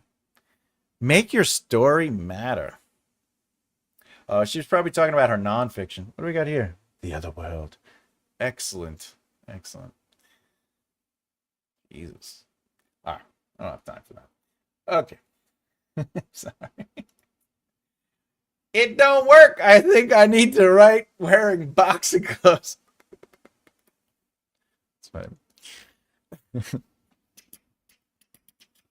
Uber and Lyft pay more, but then you have to have, potentially crazy people. That's what I'm saying. I've had a few slightly scary. I'm scared to even think about it. And I'm 200 pounds. Practical magic is coming out. The guy from Royal Pains, the main protagonist from Royal Pains, Hank, was in the original Practical Magic, and they killed him off. Any advice on keeping MC2's prose voice the same as his dialogue, as it is sounding like MC1? Yes, I have plenty of advice for that. First of all, just to be clear, when you say MC2, that means you're giving them their own POV chapters and or scenes. With that said, your job is to think about who the character is, their positions, motivations, and what they like and don't like. Why? That's going to influence what they specifically noticed. I know you were on the episode I did where I basically created like 3 or 4 different characters, and I made them do the same thing where they go into the supermarket. There was like an assassin. There was like another character. So when you look at a scene, a lot of times, if you've constantly been writing in one voice for a long time, just write the chapter out, and if it's in that voice, so be it. In your second draft or your third draft, go in and start thinking about the choices of what they are noticing and how they are noticing it. For example, in Death of a King, because I know you're reading that, there in the very, very, very beginning, I would write Aaliyah's chapters sort of in the Devious voice. And the reason I was doing that is because I wrote Devious's chapters basically first with only a couple Aaliyah chapters. When I went back, my job was to say, wait a minute, she's a bard, she's a thief. she sees the world a little bit differently. She's grown accustomed to silation and its occupation. Devious doesn't live in a city. He lives in the woods. He lives with the survivor's guilt and all these other things. So I had to reshape her chapters to sort of, and I know you've read it, so her chapters have more of a, she's paying attention to things. Even though Devious also kind of pays attention to things, but she's paying attention to things for opportunity. Devious is paying attention to things, and he's just pontificating. He's just like in that fucking, he's grief. But Aaliyah is opportunity. Is that an opportunity? Is that an opportunity? She has more of a curiosity. She feels more capable, though in reality, she might not be. So that's my advice, is if you are writing in MC1's voice, just do that for a draft. But when you go back for a new draft, think about MC2's POV by going, what are their positions? What do they like and not like? Who are they as a character? And how does that influence what they see and don't see, or notice and don't notice? It's not human. She is AI. She might be. I've read her prose. Thanks. Hey, anytime, Zach. Anytime. Uber Eats. Oh, and Instacart. Instacart. Is Instacart cheaper than DoorDash? Instacart. Oh. You have to look at that. Instacart. I can't build a story using anagrams like Abby. It's too much character. Oh. Are you talking about the there's something she does that I can't stand when people give that as advice. I know what you're talking about. The where it's like all the lines are going around. My least favorite advice to people when they're like character development. I make a sheet for them, and it's what's their favorite color, and what's their eye color, and their hair color, and what's their occupation, and blah blah blah. And it's just like a list of things, and there's nothing of depth yet. And I always tell people, start inside the character, who they are, what is it you want to explore with them, what is the emotional journey, and then the other stuff you could sort of build on that. And then because you do it that way, you start creating contradictions. For example, Devious is he's like 6'2", he's massive, he's a Sarvian, he's like muscular. But at the same time, he has this like internal softness, and he is a thinker, and he is very compassionate, and he's willing to die for the people he loves, and like all these other things. And if I started with, he is a Sarvian and has muscles, like then he'd be a warrior. And he would just be a war, and like it would start sort of creating a bias to the creation. So I'm not really a fan of like, let's just list out traits. My brother-in-law was an Uber driver for a while, and then they were like, "The hell with this, I'm out." Naughty. What is the reference to that one? We're always a little naughty here. Abby Emmons, she doesn't need. Oh, I know what you're talking about. I may have slipped in a word or two of prose. She doesn't need an editor. What she does is she wakes up, right? And she farts angels, and then she just writes a book in 3 days and then puts it out. No editors, no nothing. She just, boop. Isn't AI, she's a real human. I've seen her videos. She is definitely really a human. I've seen it too. I like building my characters on vibes or appearance and base their personalities like, I like it. The personality part is what I'm digging. I'm digging the personalities. The appearance, I can get that too, because if somebody like has a disfigurement, or somebody is overly attractive, or whatever, because like Peter Dinklage's character as a quote-unquote dwarf, and I'm using that as the Game of Thrones, in Game of Thrones, helps solidify that he's intelligent, that he focuses on his mind, that his weapon is thought and ideas. So, like, yeah, I could see that for sure. I could see that for sure. Also, you can't go wrong with a grumpy character. All hair! All hair! Doom, doom, doom, doom, doom, doom.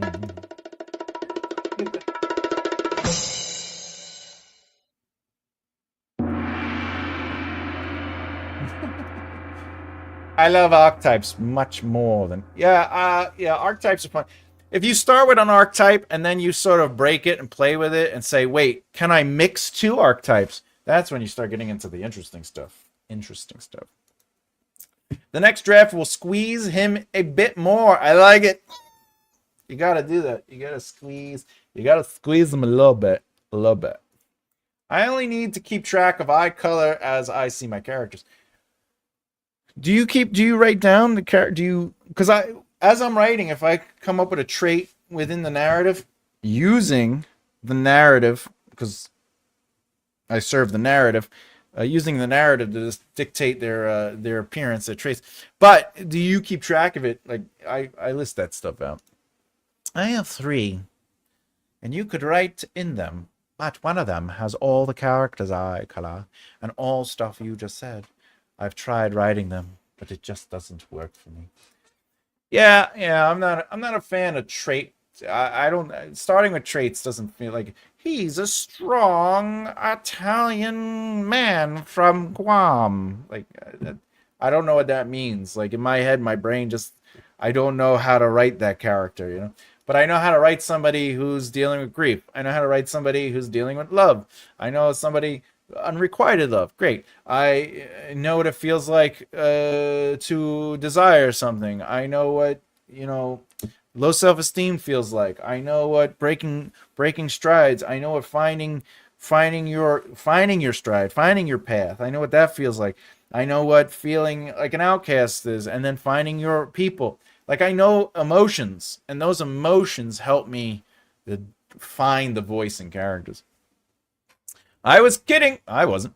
But in reality, with deepfakes out there, it is getting hard to tell what is real or not. Even me. Sometimes when I look in the mirror in the morning, I'm like, is that me or is that AI, Thomas? Maybe you're AI, Sean. He might be AI, Sean, trying to convince us and confuse us to make sure that we don't know that other people who are actually AI are AI. It's all a conspiracy!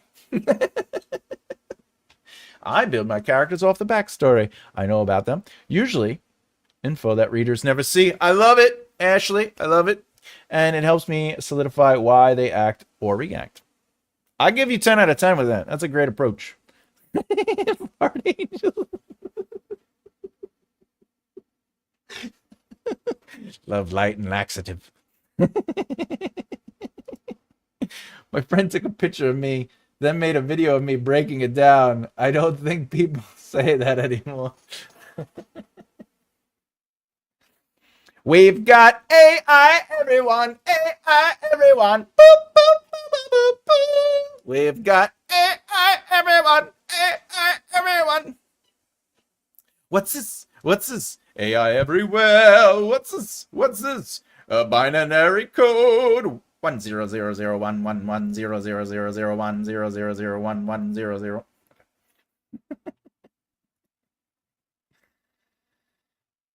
Damn, Afghani, now I'm wondering myself. Oh, am I AI? 2 will know the real Thomas. 2 definitely knows the real Thomas. She's always like, this is my papa. Give me some patterns. All right, let's see. I don't know about you. Oh, is that a new book? Snapshots of sunlight? Let's see. This came out. I don't know when this came out. When did this come out? 2019. 2019? 2021. 2023. Jesus Christ. 2026. All right. Here's a newer book. Okay. They say you never forget your first job. Who are they talking to? The hard, honest day's work, the smell of dollar bills as you cash your first paycheck, the expensive dates you take your girl on because you're a working man now. And that means you can blow your money on anything you like. I don't know who this person's talking to. At least that's how I always imagined my first job would be. Still don't know who they're talking to. A cliche to live up to my childhood dreams of the struggle for the legal tender. Sweet and pain. Oh, sweat and pain. Demanding bosses. Coming home at night and grumbling about work like a grown-up. First of all, I don't know what's going on. They're just pontificating, and they are talking to a fake individual inside the brain. I get it. Some people like that. All right, let's keep it going. And by work, quote unquote, I don't mean the Rockford Chronicle. By quote unquote demanding bosses, I don't mean my dad, although he can be demanding sometimes. My weekly summer visits to help at the newspaper felt less like work and more like a get out of jail free card for something else I didn't want to do. It was fun to see where my father spent his days toiling over ad copy and problematic. Who is she talking to? When I was a kid, my dad seemed larger than life. Okay, the William Randolph Hearst of upstate New York, a visionary, a dreamer, a legend who would occasionally put his hand on my shoulder and say, "One day, Weston, you'll be the boss of this entire operation." I always knew the job was mine if I wanted it. But when you're 17, working for your dad isn't exactly what you call a job. For one thing, you can't complain about it to anyone at home unless you want to trigger Armageddon. For another thing, it doesn't feel earned. It feels handed to you on a silver platter with a name on it. Call it pride, call it ego, call it whatever you like. I don't want a favor. I want a job, a real hard-earned job. For the record, nothing has happened yet. It's just, we know that this character wants a job that they can call their home. They don't want, what do you call it? What is it? Not nihilism. Nepotism. All right. That explains all my glitches. Could you do a rewrite of the first chapter of Warrior Cats book series sometimes? Eventually, maybe. Definitely more likely next year. Because this year I already have my Rewrite the Great series mapped out. What is this? It's tragedy. Snapshots of Sunlight. A Tessa and Weston collection. 100 Days of Sunlight, Book 3. It's fantastic. Like every other 17-year-old before me. And that's why I stopped dead in my tracks halfway down Main Street at Main Street at 6:45 p.m. It's an ordinary late spring night. M-dash. Cold enough for jeans and a hoodie, but warm enough to make the crickets scream extra loud. I'm heading for Anthony's on the corner to pick up a pizza and bring it back to Tessa's house. Oh, Tessa. But everything slams to a stop when I see the sign. Help wanted. Tap to the window of the Bruiser's Boxer Gym. All right. I don't have time for that. I think that was written in the 80s and 90s. Today it would be the smell of plastic and sitting playing video games. Maybe. It was written in this year. It was written February 24th, 2026. It was published on February 24th, 2026. So she probably started writing it. She probably started writing it on February. What is it? She probably started writing it on February 17th, and then she finished everything, 17 drafts of it, all the editing, and then she published it by the 24th of February. Though to give her the argument of doubt, because she could write in a week, she probably started on the 16th of February, finished it on Monday the 23rd, and then she published it on the 24th. That's my thoughts. Thought so. Oh. Did you read that book? Did you get that book? I don't think I'm a fan. Let's read the other one. What's this? Oh, make your story matter. Are you struggling to write an emotionally engaging story, a book so enthralling that your readers stay up all night flipping pages because they just can't put it down? Is there a story idea burning in your heart, begging to be written, but you're too intimidated to take that first step? I feel like this is written for YouTube. Story is science, but not the boring kind. That's AI. Millions of pieces of information compete for our attention all day, every day. The brain is bombarded with 11 million pieces of information every second from our senses, but the conscious mind seems to process only about 50 bits per second. Did you say that was 100 days of sunlight?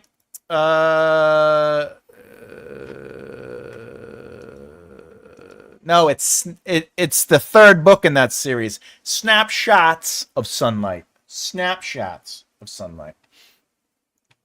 Abby is. I want the night. Nope. I knew when you said Tessa. I know. As soon as I read Tessa, I was like, there's the Tessa. Does she write romance? I'm not sure. No, she writes. I think it's a Christian. It's a Christian something book. It's teen and young adult fiction on disabilities, young adult fiction on disabilities, and then short stories in teen and young adult literature. I don't know what any of that means. You need to do all of my ads if I ever finish my book. Call me up. I'm happy. She does. She does what? I'm missing the context. She does. Oh, she writes romance. Yes, Evgeny. In order to support her, I purchased that book. I even got a signed copy. It's still on my taboo. You are ruining her. To be fair, it is the third book in the series. So. All right. If she writes romance, I can believe she doesn't need editing.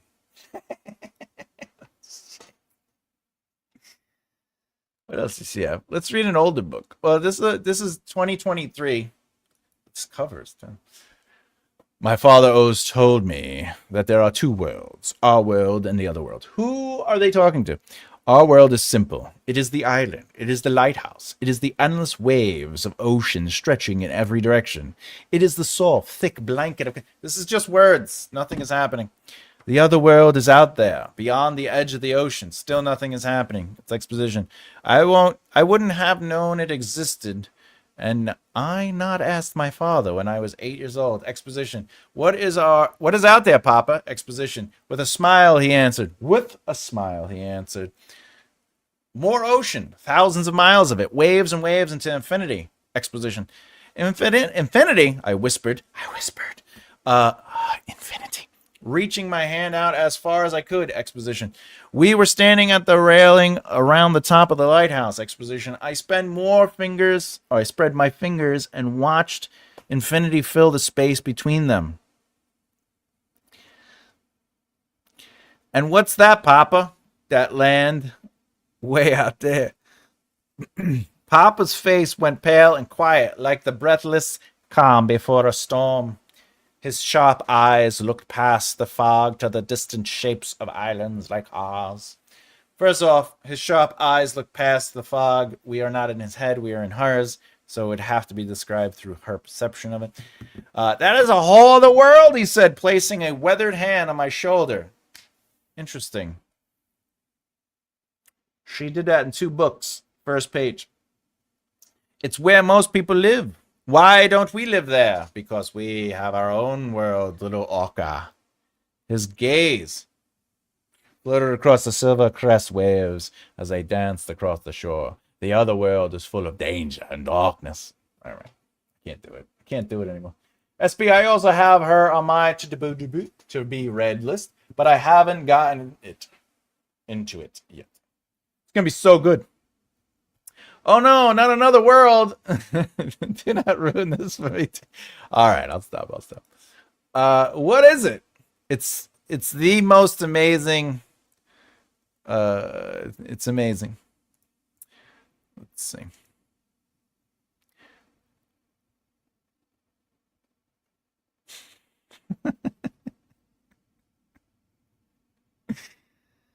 I agree with this. Somebody wrote she can put decent sentences together, write dialogue, write descriptions, world build, and create characters. I agree with that statement, but she's not doing anything. I don't agree. I don't think she's doing anything with it.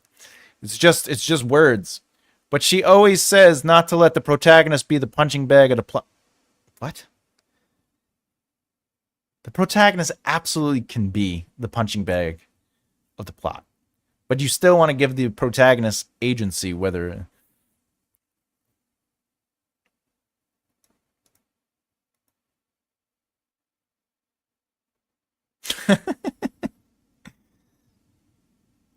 I am so sorry. I am not going to be able to read this book. Why did you have to take God's name in vain? That's a horrible reason to give a book 1 star.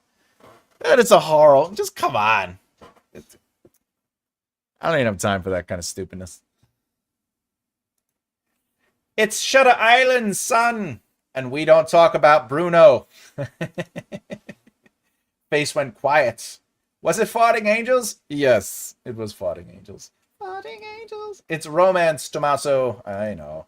Maybe you are just pointing out for me why I ended on this channel. I couldn't place my finger on it, but the 27 plot point was the reason I came here in the first place. Maybe. Look. I don't know her from Handbasket, and that's fine. But she, it is what it is. Whatever. Everybody has different methods and processes to writing, but at the end of the day, I just have triggers. I have I don't like misconceptions being taught and elevated and extended. You know what I'm saying? Whatever. Doesn't matter. First piece of advice you gave me. Who are they talking to? Tell them to do it. Look, again, if you want to do it, it's creative. Like if somebody was like, hey, there's no color in your painting. It's just black canvas. If that is what you're going for, go for it. Nothing I can say. But at the end of the day, who are they talking to? They're just rambling. First of all, it's first person. So they're talking directly to the reader, which then creates a weird look. I'm gonna read a line again, just a second. This is look. It starts off with them just talking to the reader.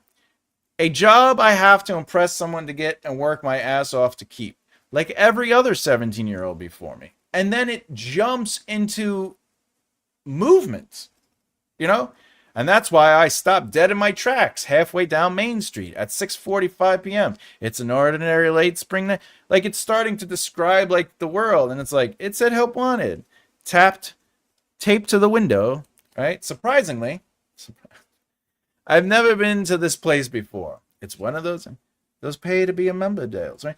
My point is, there's nothing wrong with writing like this, but if you're going back and forth between certain things, that is an issue. But it can start just reading like it's just information.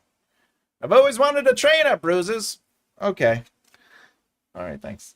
You know what I'm saying? Like it's I recognized him because I've seen this truck parked on the street outside the gym. A beast of a lifted Chevy. There's nothing wrong with that. If you want to write like that, just write like that. I just don't. It just feels so. It feels off once you start getting into sort of like them doing stuff, them physically doing stuff.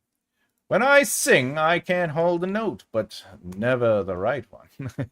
Feel free to hold a note. Everybody wants to hold a note. I tried NaNoWriMo a few years back, and I got 100 handwritten pages. That's awesome. It was a complete story. I'll give you. It was a complete story. When I typed it out, I changed almost everything about it. The theme, the plots. Well, that's the thing. That's the process of writing, right? You write something, and then you change it. You write something, you change it, you rewrite it, you rework it. So, yeah, absolutely. This is why I'm here too, SB. Thomas has made the most sense in hell. Oh,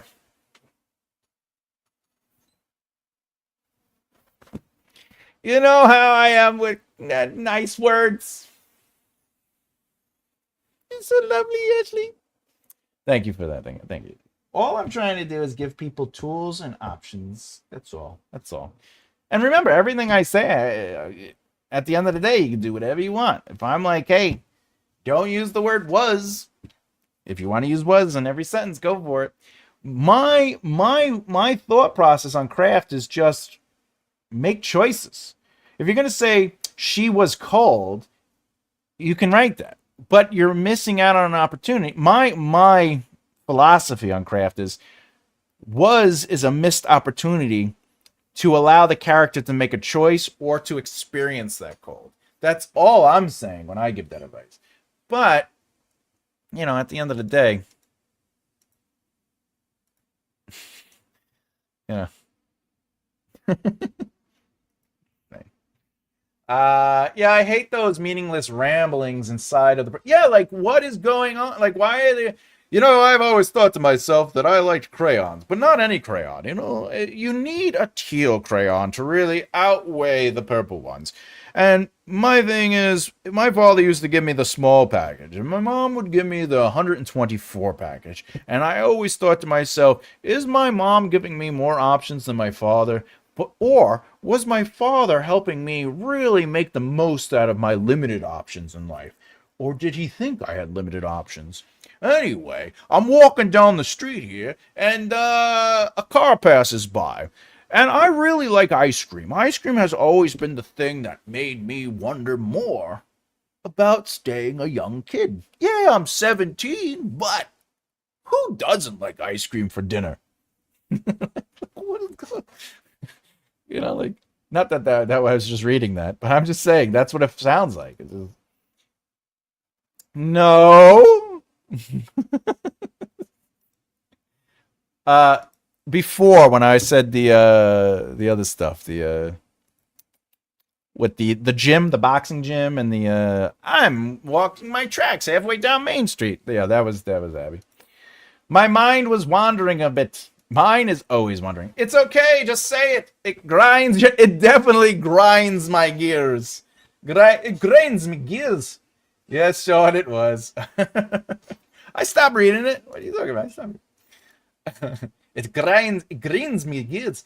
And he is so bashful. I am bad. I'm not, I just like helping. Ashley, we are all on the same page. Yeah, we is. Yes, we are. Everybody here. Boom, boom, boom. Oh. Italian hands of joy. Italian hands activated. I now have a was, felt, sounded, heard alarm. When my mini TJB pops up on the screen. Forgot the secret password. Forgot the secret password. Again, was, felt, sounded, heard is fine. Feel free to use it. I'm just saying, at the end of the day, it might not necessarily be the right choice. That's all I'm saying. Is that what Scatterbrain looks like? That is what Scatterbrain looks like. And like ice cream. My father gave me crayons. It's my mother trying to tell me that I need more help. Anyway. All right, everyone. It's 2 hours in. It's 4 o'clock. I'm going to eat. SB, I'll see you later tonight. Yes? 7 o'clock. My time. I could close this out, close this out, close this out, close this out, close this out, close this out. I could close this out. I could close this out. Gotta run. See you all later, everybody. Much love. Remember to like the video too, just before you run. Just hit boop, boop. Okay, I'm out. Thomas J. Bellezza, as always, keep developing the right mindset. I'll see you next week. I will be analyzing Lee Child's Reacher book, one of his books. I will be doing a first chapter analysis on Bad Luck and Trouble, book by Lee Childs, next Saturday. Take care, everybody. Bye.